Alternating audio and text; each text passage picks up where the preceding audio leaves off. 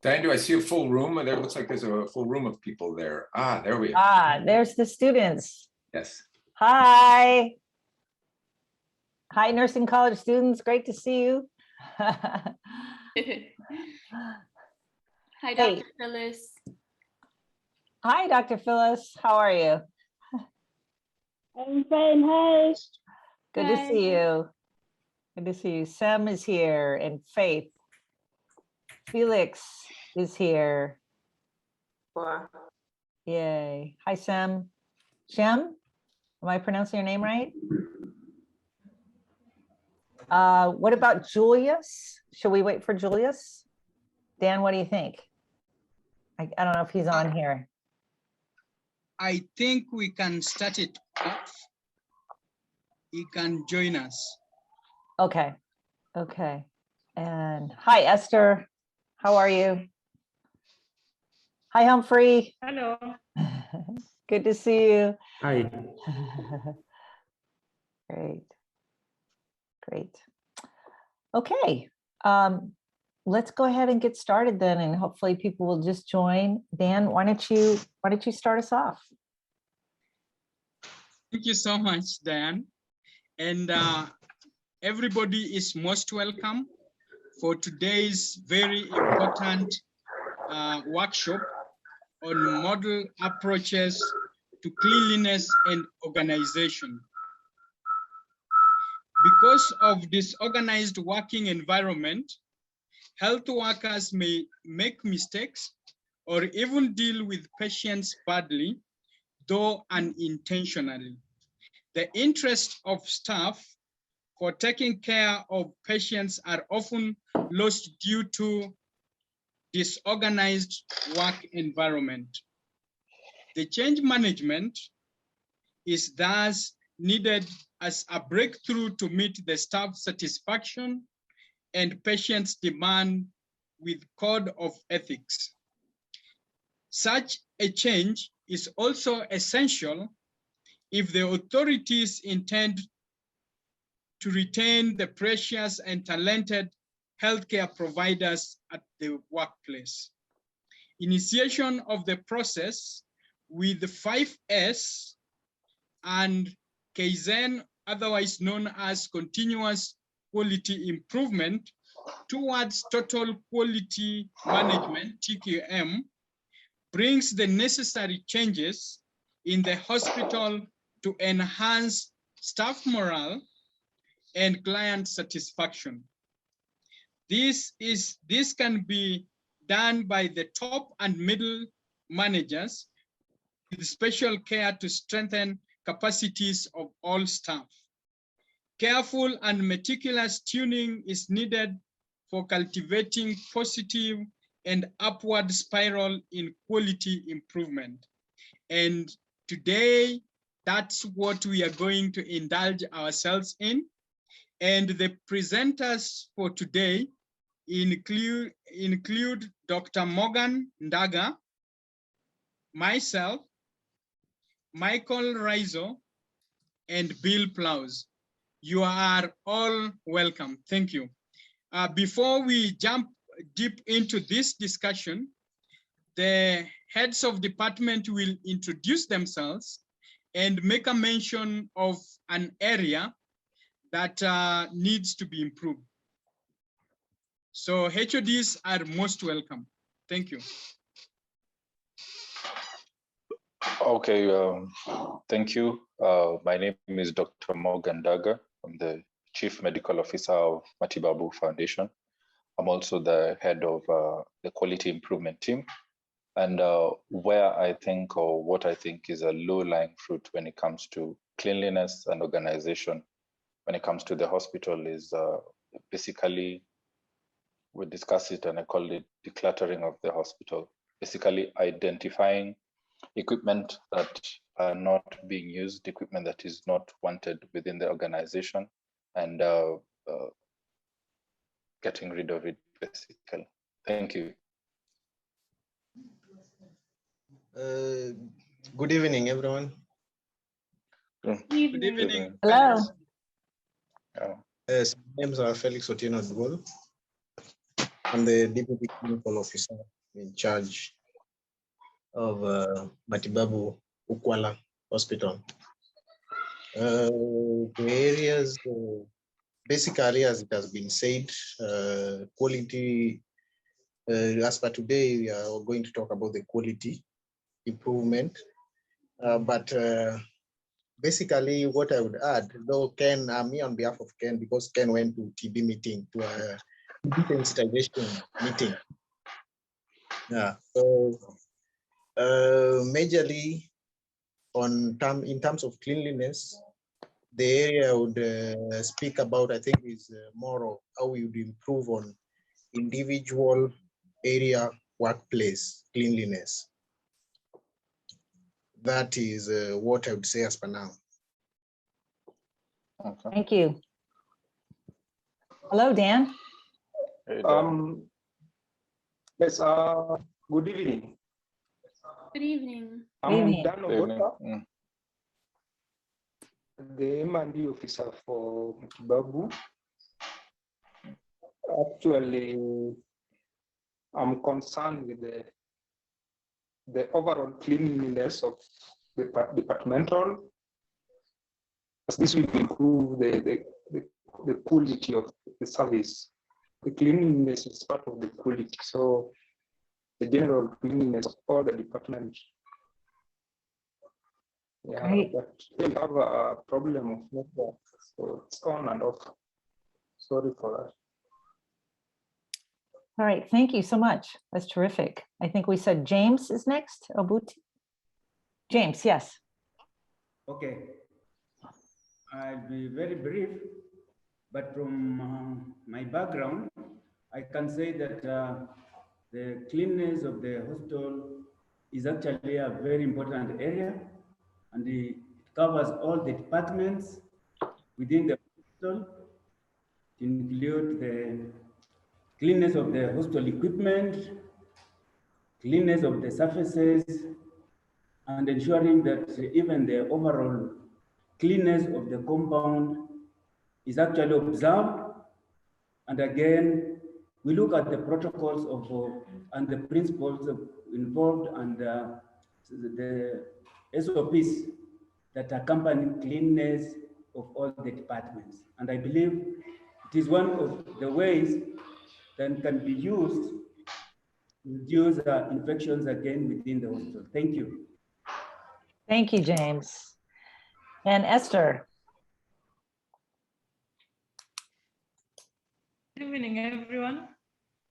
My name is Esther Were, and my concern in terms of quality is for Matibabu to make an ideal environment for student training that can be modeled to other institutions to provide the high quality training that we strive to have.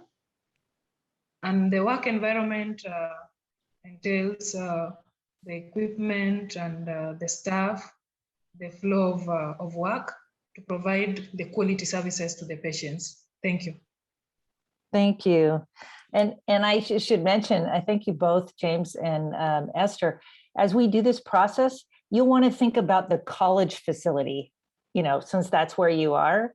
And even though, because you can think about the hospital placements that you have, but you have less control over that.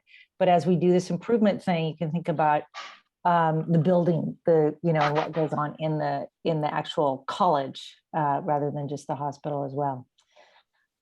Who else should be joining us here? Good evening, everyone. Good evening. My name is Steve Ogueno, the clinical officer in charge of Matibabu Gunja Clinic.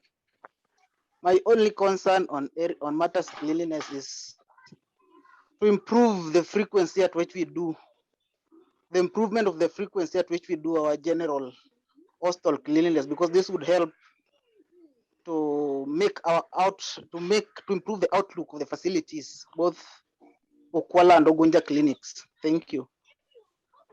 Thank you so much, Steve, for being here. That's great.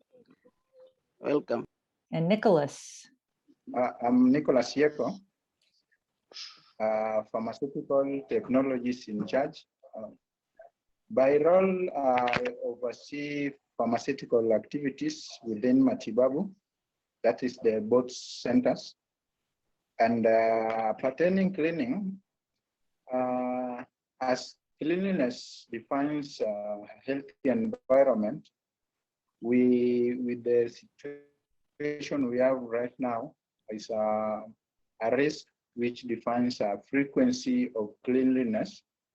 So in Matibabu, we are trying to adapt our style of making frequent cleanliness, which may bring a healthy environment to our clients and the community. Thank you. Thank you, Nicholas. Who else do we have, Dan? Probably Phyllis would want to say something. Phyllis Nyamoita. Hi everyone, this is Dr. Nyamoita Phyllis, medical officer in charge of women and wellness clinic. What I can say about cleanliness in the hospital, I think it's more of cleanliness with disinfecting the hospital. And if we are able to do this as often as possible, or mostly just the general cleaning, but if we can be able to do disinfection too as often as we can, then we are able to control infection prevention in the hospital. Thank you. Okay, I think maybe let's go on to Lydia and we'll come back to you. And I think after Lydia and Jeffrey, then we're done. Jeffrey. Lydia, would you like to go? My name is Lydia Luvala, the projects manager and also nutritionist, Matibabu Foundation. And cleanliness is very key, especially when we look at disease prevention. And if at all the environment is not clean, then definitely our patients will even contract diseases due to especially foodborne or waterborne diseases. So I find cleanliness to be something that is of major priority in the hospital setup, because poor hygiene will lead to even malnutrition, because it leads to diarrhea, which if not managed can spread and even lead to malnutrition. So it is very key. Thank you. Thank you. Thank you so much. And let's try one more time with Geoffrey. Thank you very much. My name is Geoffrey Langat. I'm the lab in charge, Matibabu Foundation Hospital. As far as cleanliness is concerned, lab being one of the area that handles infectious material, cleanliness is so vital. And so is it with the rest of the departments in the hospital. Based on the fact that we handle infectious material, we take cleanliness as seriously as possible. We also do protect ourselves and protect our patients and clients and any other user or anyone who comes to the lab for any service. Now, what we normally do to improve cleanliness as a department is to lead as an example by making sure that the lab is clean at all times and tidy. I take pride that one of the organizations that supports Matibabu recognize the cleanliness in our lab and rated us one of the cleanest laboratory in the sub-county. Yay. Thank you. So what we do and what we do encourage the rest of our departments that we work together is to practice decontamination using the appropriate reagents in the right concentrations. I know that most of us were trained when 10% household bleach was effective, but of late, it is 0.5% household bleach that is effective for decontaminations. Therefore, would encourage the rest of the departments to, whenever you do decontamination, consider the right concentration for the decontaminants that you are using so that cleanliness can be ascertained. I can speak so many words, maybe allow me to stop there so that in case there is a question, I can take up.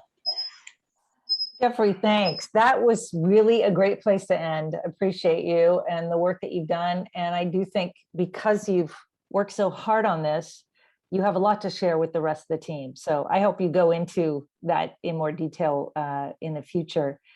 So I just want to say I appreciate everyone's comments. And Jeffrey also brought up the idea that contamination can hurt ourselves, staff can be infected, and patients. And no one mentioned COVID, which is also something that we need to be protecting, and cleanliness is a major role in COVID.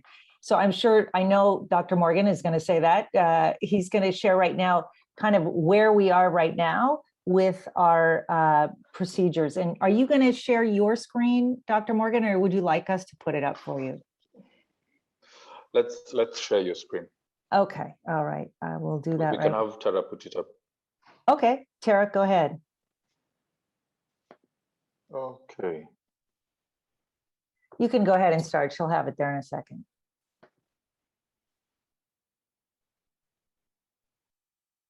Do you have it, Tara? Yeah, okay.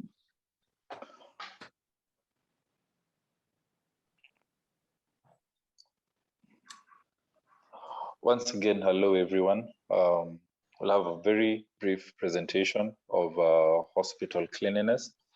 Basically, as Dan put it at the beginning of the presentation, is based on Kaizen's 5S, whereby for those who are not conversant with the 5S, we have,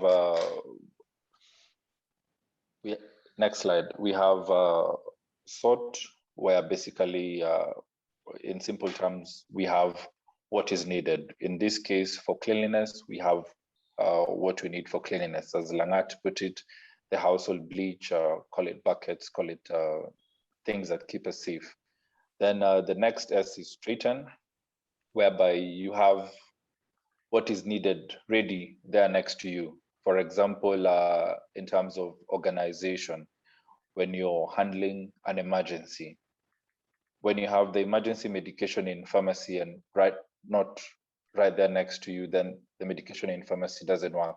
You need everything that you require for a procedure, anything you require in terms of organization to be where it's needed. Then there is the issue of shine, where we clean basically on a regular basis. Then standardize, whereby we look at the first 3 S's frequently and revise them. Then there is sustain, whereby we keep this as a rule and maintain the standards and always improve every day. There've always been discussion of an extra S, that is the 6th S, which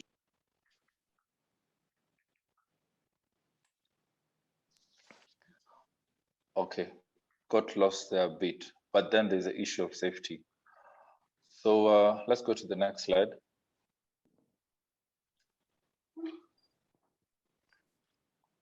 Next slide. Next slide.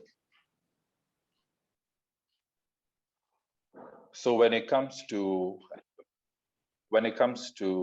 environmental cleanliness of the hospital, we have come up with a team that we refer to as the Matibabu Hospital Environmental Cleanliness Team, which is basically a subcommittee of the Quality Improvement Team. It comprises members of the Quality Improvement Team and members of the Infection Prevention Team. Basically, when it comes to cleanliness of the non-medical areas, this is headed by the administrator of the hospital, in this case, that is Julius. Then when it comes to cleanliness of the medical areas, it is headed by Steve Ogola, who's the nursing officer in charge, deputized by Euphrasia. And these two are also in charge of in charge of the housekeeping team. When you go to the next slide, you have different roles of the different members of the team, whereby basically the hospital administrator, who is also the HR in charge, is in charge of recruiting the different members of the cleaning team. He's also in charge of ensuring that the team that has been recruited is properly trained. He's in charge of ensuring that there is inventory when it comes to cleanliness. That is all the equipment that is needed for the hospital to be clean. He's in charge of approving rotas for cleaners, supervising cleaning logs, supervising cleaning schedules, and doing monitoring. Basically, doing monitoring of the cleaning that is going on within the hospital, for the environment that is non-medical, and what else is in charge of?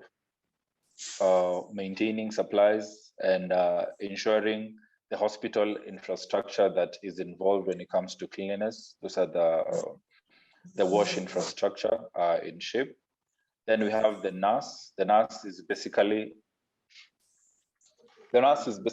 overall in charge of the cleaning team.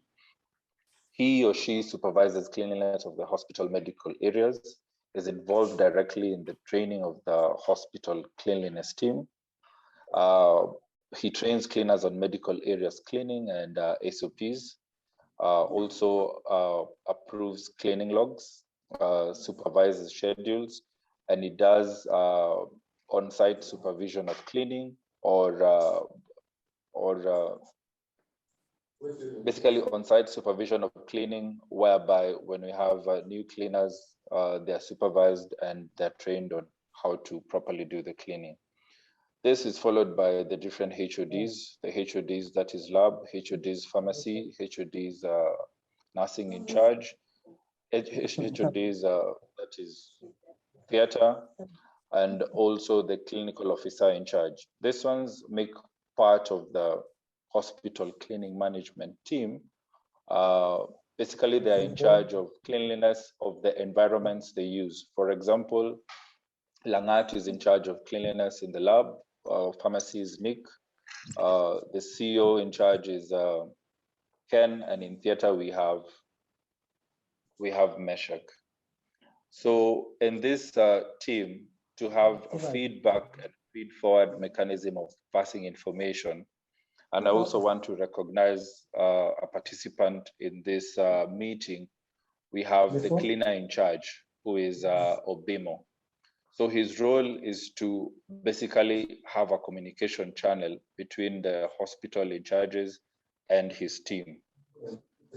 So on slide 11, we have the different areas of the hospital that need to be cleaned.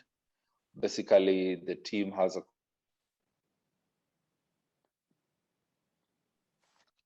a copy of these two slides, whereby the different areas in the hospital that need to be cleaned are outlined. The person who is supposed to supervise the cleaning, the person who's being supervised when the cleaning is done, the frequency of the cleaning and organization of these different areas, how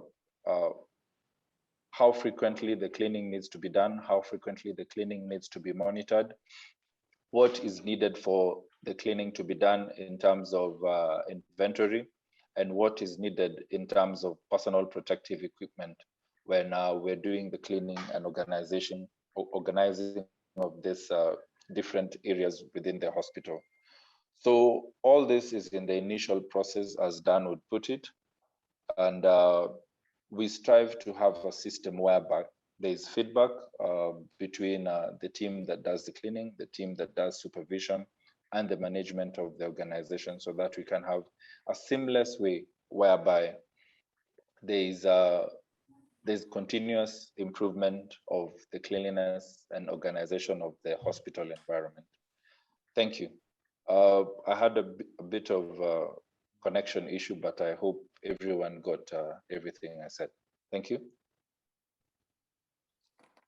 Thank you, Dr. Morgan. That was great to kind of outline where everything is right now, who's doing what. I really appreciate your work putting that together and all the hard work of everyone involved. Is Obamo, is that our head cleaner? Is that how you say? That's Bernard Obimo. Bennett, okay. Okay. Yes, Bernard. Great, Bennett, great. He's also Thank in you, the call. Bennett. Yeah. Great, Bennett, wave your hand so we can see you. Do we have a video of you yet? I can't see you. This is just such an important person. Thank you so much. You know, we always hear really good things about Mati Babu from our visitors who go. And one of the best compliments that we can give you as visitors who visit Mati Babu is that we've recently found out that 69% of people who go to Mati Babu Hospital and volunteer come back again. And that's a huge thing. And they do that because they really love the work that you do, the people that you are, your skills, and the hospital. So really appreciate you guys. And I want to share with you one visitor who came and share an example with you of quality improvement that involves Steve Ogola. So I had heard from a intern, a resident, a medical resident, Brooke Rice, had come to the hospital. And while she was there, she told me that she helped start what we call an emergency cart, and you call it an emergency tray. So we'll call it an emergency tray. And this emergency tray, they began and they got a system for it, a pretty basic system. And she encouraged Steve to check it every day. So I came back 3 months later, I was there and I asked Steve, I said, hey, what happened with Brooke and how's that emergency tray? And he had kept records of it and had kept going what they had started. That makes volunteers so happy. I can't tell you, because, oftentimes people think, oh, maybe we got involved or we helped do something. I wonder if it's going to last. I wonder if it made a difference. And Steve made sure that that emergency tray was kept up. And when I came and he showed it to me, I said, Steve, I bet you could even make that better. And I realized that here's a smart guy. Steve knows how to get things done. Maybe, and I asked him, I said, how about every day I'll check in with you for 5 minutes, 5 to 10 minutes. And every day you try to improve this cart. You either make the cart better, the emergency tray better, you make people understand it more, or you make it more systematic. And every day for 5 days, we're trying to improve it. So what happened was, first day, he thought of a couple things, and then he said, I don't know how else to improve it. I feel like I'm done. And I said, well, let's ask somebody else for their feedback. And just because we happen to have a camp there, I brought in Marianne Van Dam was there. Richard Godfrey was there. So I had him just come look at it for 5 minutes. They weren't telling him what to do. They were just giving him questions and ideas. And the next day, Steve would improve it, improve it, improve it. So one of the best things I love about what he did, because if you just keep improving something for 5 days, you're going to make something so much better, is that then he made a video about it. And we recorded his process so that you could see it, so that you can see what's involved with really doing the 5 S's. What does it look like? And how do you ask for feedback and get it?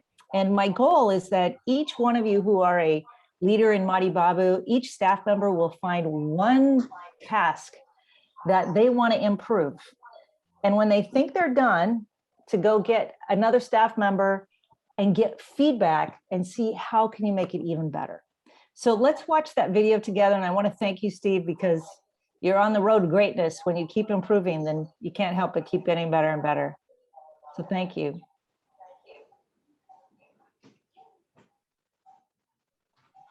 I'm Stephen Ogola. I work here as a head nurse, and I'm in charge of the management of the crash cart. Here we call it emergency tray. As you see, initially there was a med student on internship. We had a scenario that made us think of how we can handle emergencies. So there was a patient who came and had an organophosphate poisoning, and we could not figure out where we could get the supplies to attend to this patient urgently. We decided to develop an emergency tray. Actually, I've been tracking how we are using the resources in the emergency tray, and we came up with this tool. So it's a tool that we do on a daily basis, and we check each and every day. We have the list of drug and expiry date, and the balances that we have for each day. So by the end of it all, I have to confirm and sign for a particular month. So we do it on a daily basis, and we have a sheet that is for every month.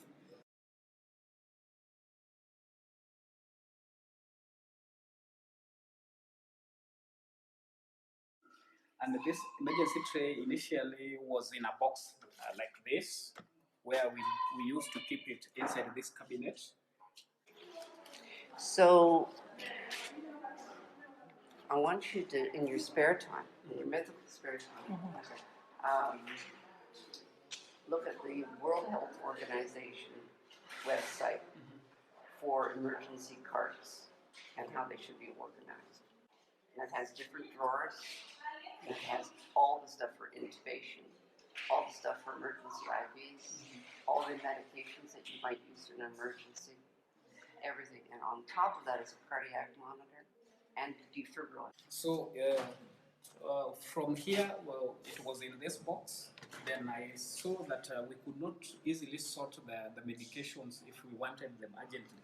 And that's why I came up with this. And in this one, you find that I have different compartments labeled according to the drug names, alphabetically A, B, C, D, E.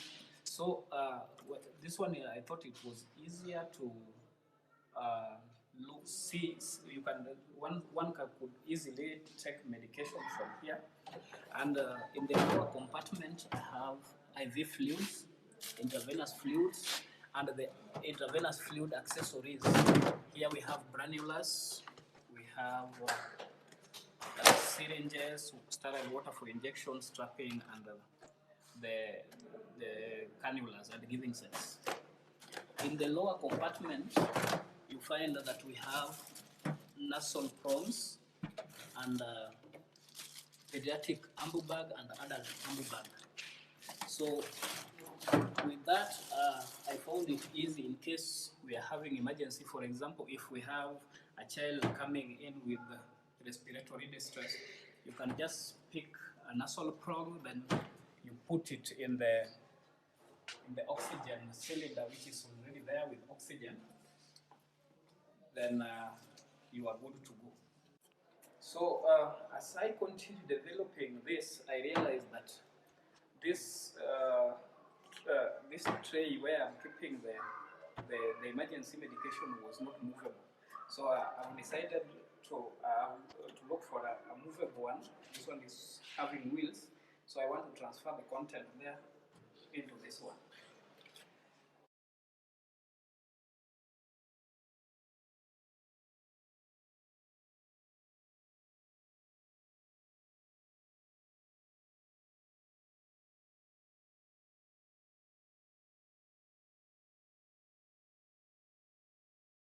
So I would want the nurses to be conversant with the content of the emergency tray and actually be involved in tracking how we are using the supplies for the emergency tray. Like we have the day shift, we have 2 nurses and 1 clinician in the ward, and during the night shift we have 2 nurses. I'll have each and every team member to be checking on the emergency tray, so I'll assign a duty for that, and each nurse by the end of it all would have known how to track the supplies for the emergency tray and also be conversant with their usages.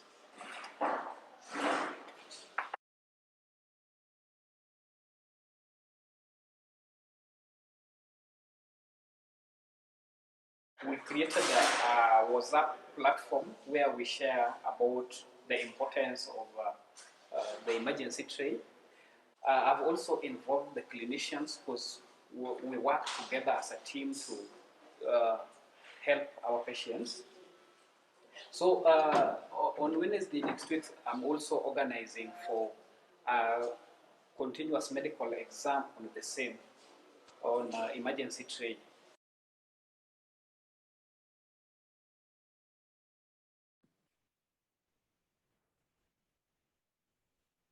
Thank you so much, and may God bless you. Thank you, Steve. Yay. That was so much fun doing that with him. And I'm happy to say, you know, Steve did such a good job in just coming back every day and saying, okay, I'm going to ask someone else. Now I'll ask someone else what they think, and he'd get new information. If he didn't keep asking, he probably would have thought he was finished, like by the second day. Then after that, he understood to keep doing that. So he's asked Dan for a really nice cart. He's got, now he has a defibrillator because he made a big stink and said we need a defibrillator. And so we found a volunteer to bring that. We have a monitor. You know, he made that happen. And so I want to encourage every department head, every person on the quality improvement team, even every staff member, find your workspace, find your desk, find a closet, something that needs to be organized or clean, and do that process. Get a coach, have a partner who says, 5 minutes a day, I'll just come ask you, how are you going to improve this? And Mike is going to go over the 5 S's and share with you what those, what, you know, it might look like in detail. So thank you so much, Steve. We congratulate you. And Mike, I'm looking forward to what you have to share here. Okay, I am going to share my screen. Give me a second here. Bring that up. There we go. Let's see if I can do this as a presentation. There we go. Are you seeing my screen all right? Yep, okay. So I'm Mike Rizzo. I am a retired physician, and I spent almost 10 years doing quality improvement work. And I did this work, I will say this, almost all the great work I did, that we did, had to do with this: organizing the workspace, organizing the workflow. That's is so important, and I hope you share that sense. And a couple things I will tell you ahead of time. Sometimes I talk quickly. If I do, please wave your hand, Diane, kick in and say that's too fast. But also, before I start, I do want to say, look, my experiences here in the hospitals I worked in, we may have slightly different issues, because one issue that we have that you may not have is in almost all our spaces, we have way too many supplies all over the place. And you may not always have that issue, but the things we're going to talk about today should apply to the work that you have in the spaces you've had. I've heard what you said. I loved, Jeffrey, what you said about, it's about cleanliness and tidiness. There can be a lot of jargon, and I don't want you put off by us saying this is 5S and using these words. This is very straightforward and simple. It applies to the hospital, it applies to your home, and we'll talk about that a little bit. I would really say, and I really believe, organization and cleanliness is absolutely essential and foundational. I don't see how anybody in any hospital in the world can provide great care if the space isn't clean and relatively tidy. And so we're going to talk about this one system, which many people use, called 5S. But there's no mystery about it. It's the way you clean and straighten things. Diane, you use the word space. You can call it whatever you like in terms of an acronym. And we'll talk about each of these 5 steps. And they are based on lean, which is one system that works. And just to emphasize, these are each action steps.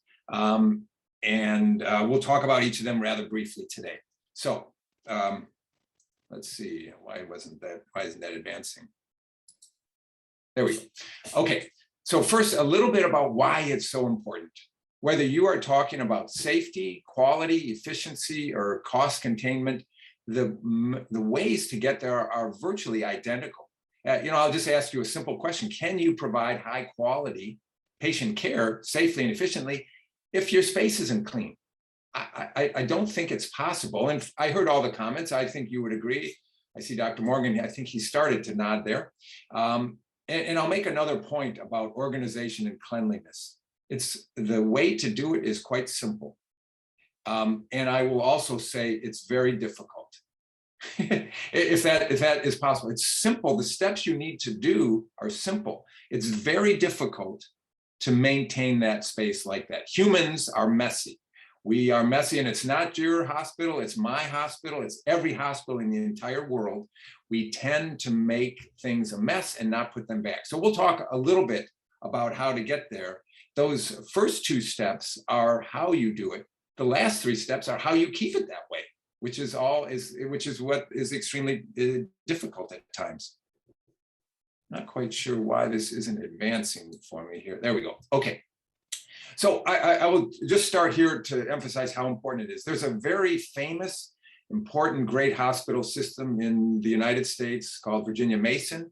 They made this pyramid to talk about their quality improvement, and I love it because the bottom two steps are what we're talking about today. And you see at the bottom, organization and cleanliness, foundational. If you don't have that, you can't build a program of improvement. The step above that is standardize what you do. And they've been working 19 years. They're one of the best hospitals around, and they've been working 19 years mostly doing that. I spent 10 years working in our hospital doing only those two things. And I would make this statement, I hope by the end of today you'll agree with me. If you spend the next 10 years doing those two things, you would be not only one of the best hospitals in Kenya, but maybe in Africa, maybe in the entire world, if you do those two things, because that's where almost all your improvement in patient care comes from. Organizing your workspace, standardizing what you do every day. That's how you get quality, safety, and efficiency. And so we'll talk a little bit about that first step right now. So just to demystify, a mess is a mess. You can use 5S at home.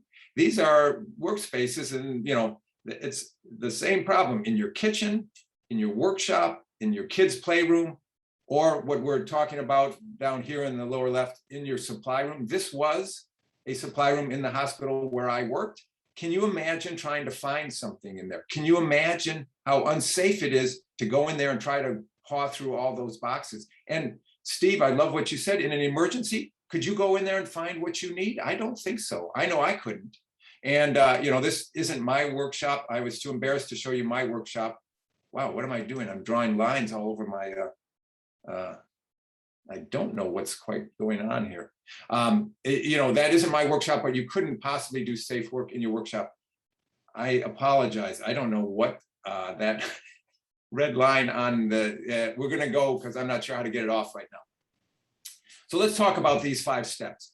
They're actually pretty simple. I tend to believe humans can only keep 2 things in their head at one time. So many of them have 2 components, and we'll talk about sort, set in order, shine, standardize, and sustain. I'm sorry, Dr. Morgan, you used the word straighten. People use different words. I use set in order. But let me just briefly go over those, and then I'm going to show you some pictures of each of those. I kind of wonder if I just stop that, I can get that red line off. Can I just try that for 1 second? Let's see if I can.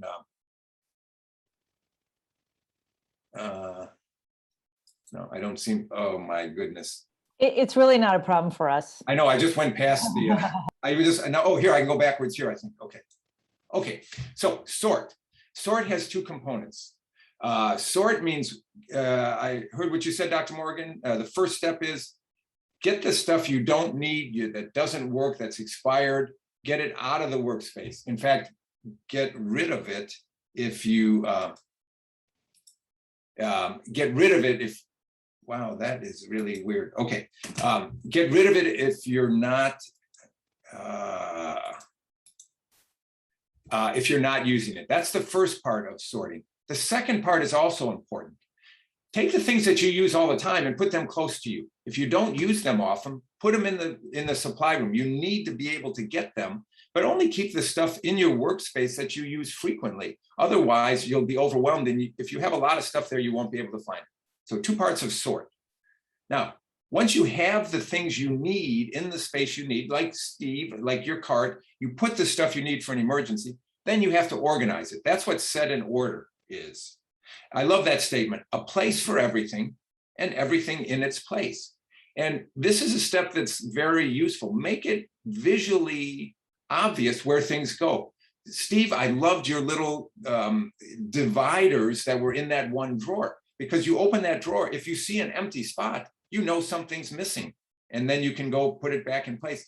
So I'll show you a couple examples. There are hundreds of ways to make it visually obvious, whether you use bins, different color bins, different color labels. To set it in order is super important. So that's your organizational system. The other 3 points are really, how do you make it stay like that? So shine means 2 things. 1, clean it. Clean it, sterilize it. You're in a hospital, you need it clean and sterile. I heard a lot of people talk about the risk of infection. The risk of injuring yourself or hurting yourself is also there. But shine also means inspect that space. Make sure the things, the equipment, the supplies are where they need to be and how many you need, right? How often do you go to get, I don't know what 4x4s or something, and there are none there?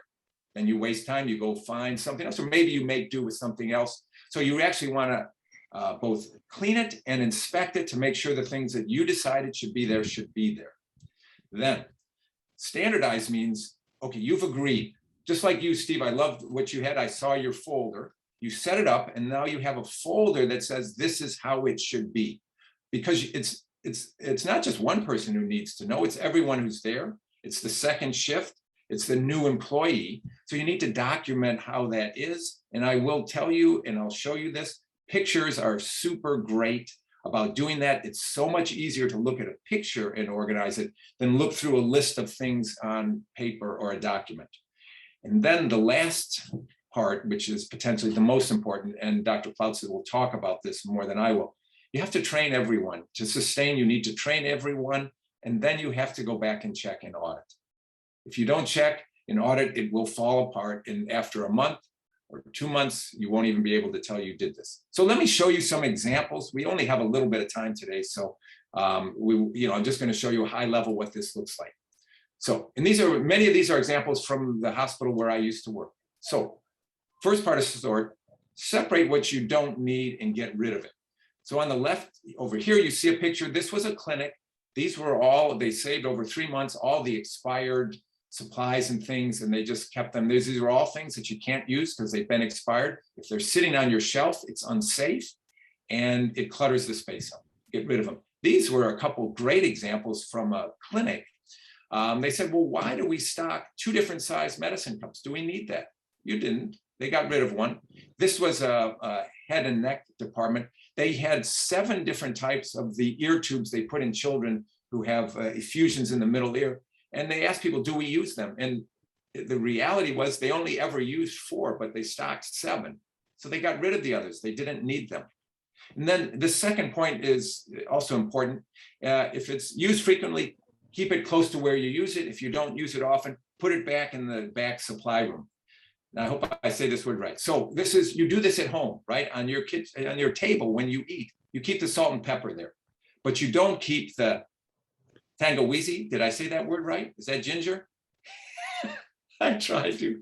Anyways, you don't put the ginger on the table because you only use that every now and then. That goes in the cabinet with your spices, but the salt and pepper you use all the time. That stays right there on the table. The same is true in your clinic in the hospital. Now, after you have sorted, you set in order. You find a place for everything. On the left, this was a supply area in our emergency department where things were just all heaped together. And Dan, I loved your example of if you have everything in a box, when you go to find it, it's very difficult because it's all mixed together. And if something's missing, you really can't tell. Here, you see you have a tray. Everything has a spot. It's all organized logically with the bandages over here and other supplies logically organized. I'm going to talk about this. This is the documentation. I'll come back to that in a second. But how about a workspace like this over here on the right? Right? If something is missing, you see a little taped square and it's not there. You know something isn't in its place and you can find it and put it back in its place. It's one way to organize. If you're not supposed to go in an area, you put a red tape across the floor, you know, you have to be sterile if you go beyond it. Those kind of visual cues make it super easy to keep it organized. But it's a little work to do this and people have to come back and make sure it stays like that. All right, shine. 2 parts about shining. We talked about cleaning. You talked about, Dr. Morgan went over a whole cleaning regimen for you. This is a little bit more about checking and inspecting. For instance, this is very similar to your emergency tray, but the questions you ask is this tray where it belongs? Is the equipment where it belongs in each drawer, and has it been restocked? This is how you keep this organized. Here's an example that I absolutely love. Everybody could use something like this, and I'll come back to this in a second. Here is this was a urology clinic. This is how they decided to organize. Look how neat that is. Now, over here is a picture on the door of the cabinet that shows you how this should be organized. Here's a list of, I'll show you a bigger picture in a second, but look how easy it is for someone who just walked into the clinic to say, oh, this is, if this peroxide, I'm not sure that's peroxide, it's something. If it's missing, you say, oh my goodness, I know I need one of those that needs to be here. It's missing. This is how it should be organized. It's so simple. I think this is an example of a picture being worth 1,000 words when you go to inspect. So this is rolled in with this shine step. The next thing is once you organize, these other steps are just how do you keep it that way? Standardizing, like what Steve did, he organized his cabinet, then he made lists so that you know what's supposed to be there if he's not there. This was the documentation on that emergency cart. You see, it says sterile gloves. It's in the location. It's in the storeroom at the A-pod. It's on. They had the columns labeled and the rows labeled. You know exactly what's supposed to be there, and they even had lists of how many. This is just a room, a utility room. It tells you where everything is supposed to be in that room. So you know if I bring in some dirty slings, this is the spot where that goes, and you can keep it this way. Here's just a magnified view of that. This is not a shelf. This is the picture of the shelf. Over here are the items. Here is the number of how many items it's supposed to be. And you can see how easy that is to keep reorganized if you come in and check. If you come in and check. And these are just examples. There are lots of ways, and you can get on lots of websites. You can even get on, home organization websites, which work beautifully for this kind of thing. And then the last step is sustain. I'm just going to touch on it. So sustain is once you have that, once you have the documentation, how do you make sure that you keep doing it? And the way you keep doing it is you check. If you don't check, you don't maintain. I'll just be very straightforward about that. And you check frequently in places that need frequent checking. I saw Dr. Morgan's list. In the procedure room, you have to check after every procedure and make sure that's right. And something you don't use too often, you might check once a day or maybe once a week. You have a schedule, and over here in yellow, you note that you have done the check. And another way, just to say the kinds of things to sustain, I put it in red because it's so critically important that you continue to check when you find a problem. And you might want to, like Steve does, you continually change how things are, you redocument, and you retrain people so that everyone knows how that works. And I'm sorry that was a very quick overview of all of those items, but there's lots to be learned about this, and I'm going to send this presentation to Dan, and there are some notes in the notes section as well. So I'll stop sharing, and I think, let's see, and then I'll pass this off to Diane or Bill at the moment. Thank you. Thank you so much, Mike. Actually, Bill is going to follow up and talk a little bit about his insights and what he's heard and what next steps might be. So, there's been wonderful presentations of the great work that's already going on, but the real strive for excellence is to get this to be a part of the culture of the organization where everybody participates. So 1 or 2 projects like this can make certain areas look good, but for a hospital to operate efficiently and respect the people who work there, this needs to go throughout the organization. And there's a term called in Kaizen called MUDA, and MUDA is the parts of your day where you're doing tasks that add no value to the customer, but you're just working around obstacles that are created in your own environment. So the example of having to go 5 different places to get the supplies to put a dressing on, that walking around to find those supplies is MUDA, and nobody needs it. It doesn't respect the person doing the job when we set people up to do their jobs in a way that's inefficient. It doesn't show respect. And so the way we show respect for each other is we design a system like this, and Dan has a wonderful plan for how this should occur. The leaders are aligned around it, and the leaders need to supply their staff with the time and the resources to execute on these projects. But the real value of this comes when every team member participates. And we need every team member to participate because we need to address the MUDA of every person on the team. And so addressing the person who's running the project, the things that bother them, that helps a little bit. But when we ask the questions, when we get the feedback from everybody, is this working for you? Have we missed anything? Is there anything we could do better on this?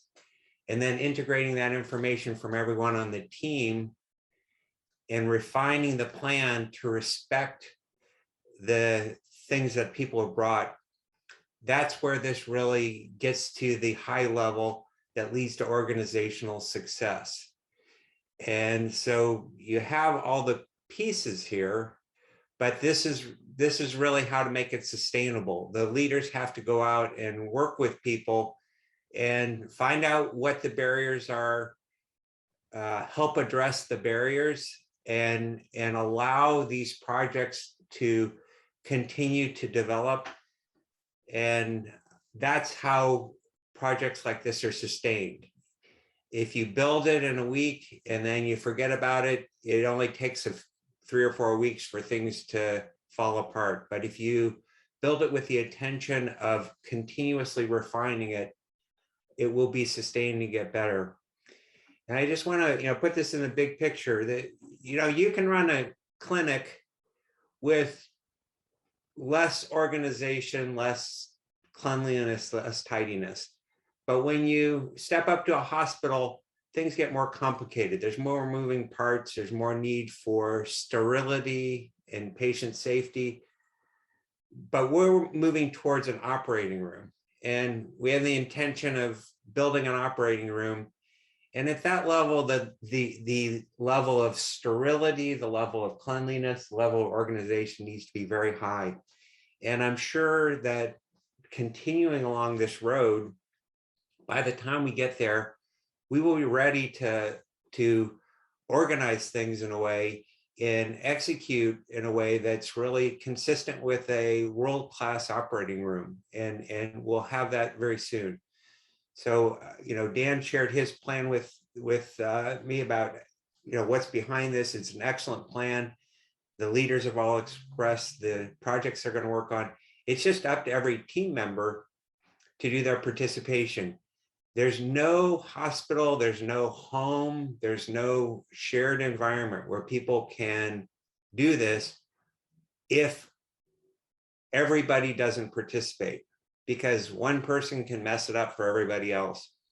So it's a matter of holding each other accountable, of each committing to do their part to participate in these projects, and continually looking for the ways to make each of our jobs better, but to make our collective jobs more effective and better by addressing these things. And that's how we'll sustain this. But the foundation is there, and the work's been done is excellent. You're really well on the way, and just continuing that work is gonna work.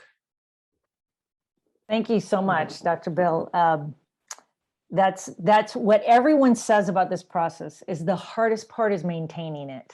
So we're going to actually, this is the kickoff meeting. We're going to have another meeting a month from now. We'd like to hear back from all of you, not just the department heads, but we'd love to hear from everyone sharing what's a project you did. How did you apply the 5 S's? How did you coach each other in how to improve? So let's take some time now. I think we have a few minutes for questions. And if anyone has a question, you just unmute yourself and just ask the question directly. If you're feeling like you can't ask it directly, if you want to write it in the chat, we'll look at the chat too. But does anyone have a question they want to share? And especially the nursing students, I also want to say to you, hi, nursing students. Hi, nursing students, are you there? I don't know if they can hear me. James, are you all there? Yeah. You know, you can also practice. This is a principle that you can practice. I used to work a lot with college students. I know your dorms, your classrooms, you've got the library together, you've got that practice room, you've got a bunch of storage rooms with a bunch of things, even the bathrooms at the college. You know, I could think of 5 ways to improve them. You know, get a lock, get a, you know, put a picture in there, or a plant or something. So even college students, you can think about a way you can practice these principles because they're really important and they'll help you in your own life just to have a more healthy, good feeling in your everyday. And they'll also help you be a great practitioner as a nurse. I mean, people are going to love you if you're the type who comes in and knows how to do this. So practice these 5 principles wherever you are, every single person. But who has a question or an idea that they want to share of something they might want to practice with in the next month?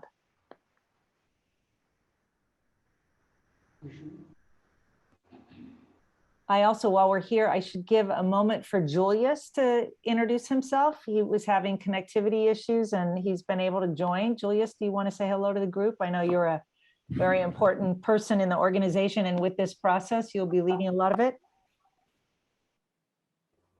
I have a question. Yes, James, go ahead.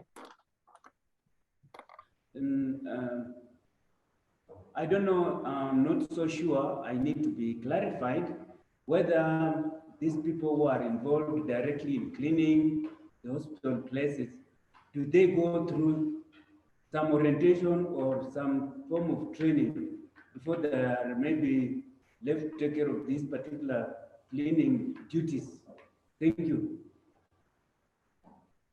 That's a really good question. Both, is there training for people who do the cleaning? And I would think also, James, are you also asking, is there a way for people to give feedback if they feel like they would like something to be cleaned a little differently or better? Is there a process for feedback? Dan or Bennett, I'm not sure if you're here. Would someone answer that question? Or if we don't know yet, we can answer it. You can take it back and answer it next month. What do you think, Dan?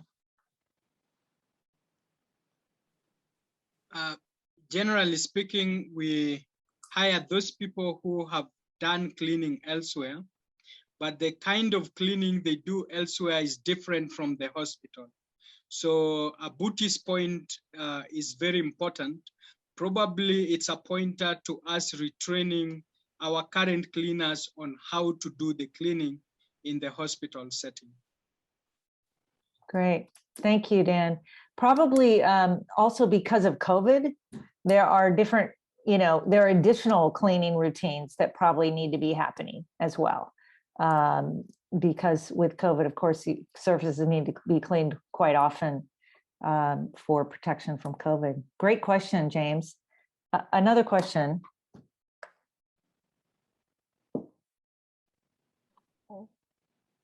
I just wanted to make a comment since we have our nursing students, as far as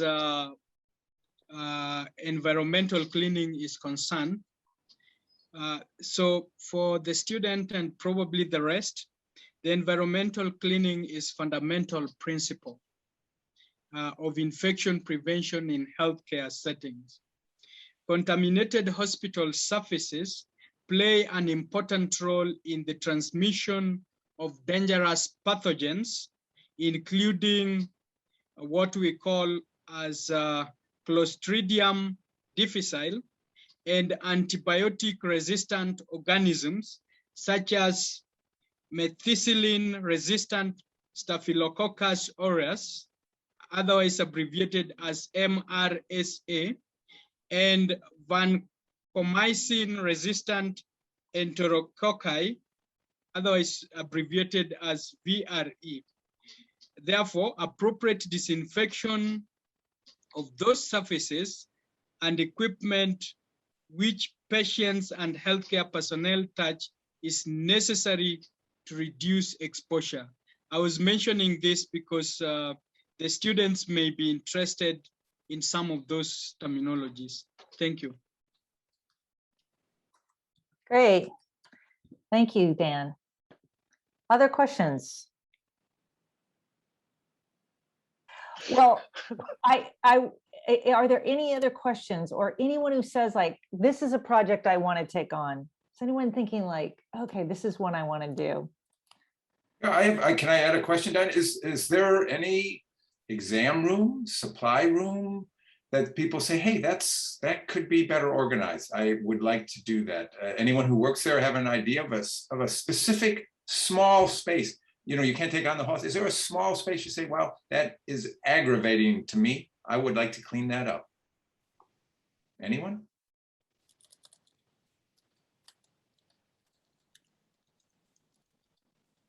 Maybe when you go back and look around, you'll say, oh, that might be a space. That's a good idea, Mike. Maybe after tomorrow, when you head to the hospital, like do a little tour of your area. I have an even different suggestion. Okay. I think this one applies to everyone on this call, not just the students. Everybody go to your own house and, you know, take an area like your desk, like your bathroom, and spend 5 minutes doing this. It's not hard. This isn't, you know, some magical science. This is just something that requires practice and requires intention. But you can take a small space like your desk or your bathroom or the side table in your bedroom and sort it out and keep it straight. And the act of doing that small thing will contribute to this effort significantly, because you'll start thinking about how you do that in your work environment, how you do that in any space that you work in. So just take something simple and non-threatening in your own home and make it an exercise for yourself and take that first step down the pathway of doing this. And if everybody does that collectively, this will be much faster and much more successful. Thank you, Dr. Bill. That's great. I just want to recognize Desmond wrote a chat to us saying this presentation is a good one. We'll definitely put into practice. It's great to hear. We are going to come back together in a month, and we'd love to hear what happened. How did it work in your home, like Bill says, in an area in the hospital? We have a lot of visitors coming this year from the United States, and I could tell you that we really, appreciate and feel it when we see the care that you put into your hospital, having it clean, having it organized, and especially when a staff member like Steve has done it, and it hasn't just been like Dan did it. We love Dan, but we want this to be a culture for everyone to feel like this is my responsibility, this is my area, how can I make it better? So we encourage everybody on this call, think of one little space in your world where you can organize something, make it cleaner, and maintain it. Okay, it's a great goal for us. So thank you everyone for that. Dan, why don't you finish this off? Thank you for the good questions, everyone. And we'll have Dan close. And thank you so much, Dan, Dr. Morgan, Mike, Bill, and everyone for their comments and participation. Thank you everyone for your time and for your participation in this very important meeting. Takeaway home would include trying to understand, as per Mike's description of 5S, that it has to do with sort, and the sort is to identify and remove unwanted, unused items from the workplace and reduce clutter. Removal or organization is part of sort. Set, as Michael said, is to organize everything needed in proper order for easy operation. It has to do with orderliness. Shine, maintain high standard of cleanliness. So the key word is cleanliness, and standardize, set up the above 3 S as norm in every section of the workplace. Standardize, and finally sustain, train and maintain discipline of the personnel engaged. So it requires for self-discipline. Thank you so much for buying our time to participate in this. As an organization, we will work together and ensure that we give our best to our staff and to our patient. Thank you so much. To Diane. Thank you, Dan. Thank you, everyone. Thank you so much for attending. It's been great to have all of you here. Thank you, nursing students. You're the best. Have a wonderful evening. Everybody be safe getting home. Thank you to Tara and Wayne. Wave so people know who you are. They're the TIBA team. Thank you, Bill and Mike. Dr. Morgan, thank you for your presentation so much. And all the great questions. It's great to see all of you here. And Steve, thank you for the video.